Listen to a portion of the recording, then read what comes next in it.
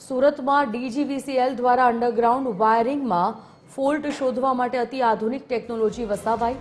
German ટેકનોલોજીથી સજ્જ 17 van ખરીદવામાં આવી અને આ ટેકનોલોજીથી અંડરગ્રાઉન્ડમાં થયેલો ફોલ્ટ તાત્કાલિક જ મળી જશે.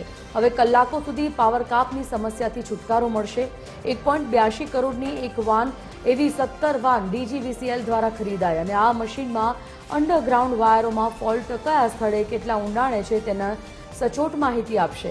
આ મશીન કરંટ મોકલીને જોઈ શકે છે કે ફોલ્ટ કયા સ્થળે અટકી રહ્યો છે અને આ પ્રકારે વીજ વિભાગનું કેબલ એક્સેસ મશીન કહી શકાય છે. હાલ ડીજીવીસીએલ પાસે 20,000 કિલોમીટરથી વધુનું અંડરગ્રાઉન્ડ નેટવર્ક છે.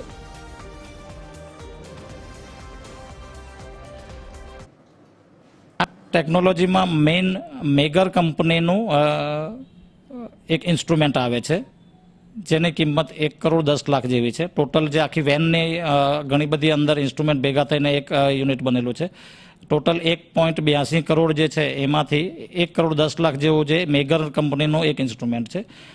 એના પર તમે કોઈ પણ જગ્યાએ ફોલ્ટ હોય તો એ એકચ્યુઅલ કેટલા અંતર પછી અને કેટલી ઊંડાઈમાં ફોલ્ટ છે એ એકચ્યુઅલ